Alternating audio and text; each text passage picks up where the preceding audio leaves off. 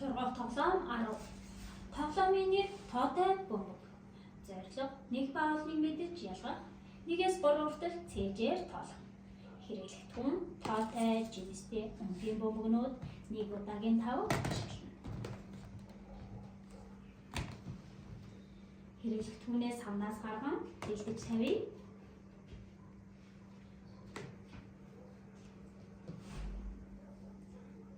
Бөмбөгнүүдээ нэрлэе.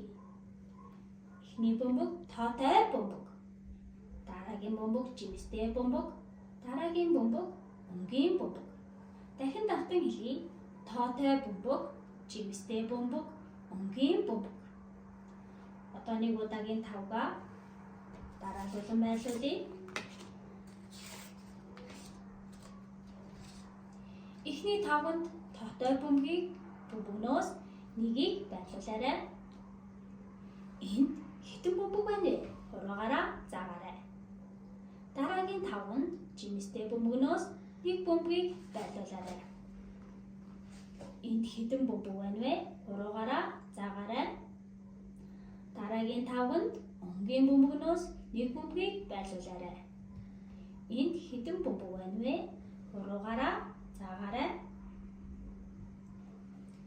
Жимстэй бөмбөгөн дээр дахин 1 бөмбөг байрлуулаарай.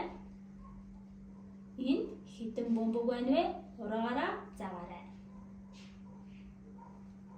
Хамгийн олон бөмбөг аль тавганд байна вэ? Заагаарай.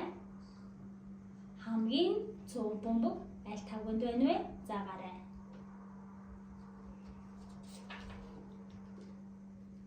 Хүүхдийг хөгжүүлэхийн тулд хамтран ажиллаж байгаа танд баярлалаа.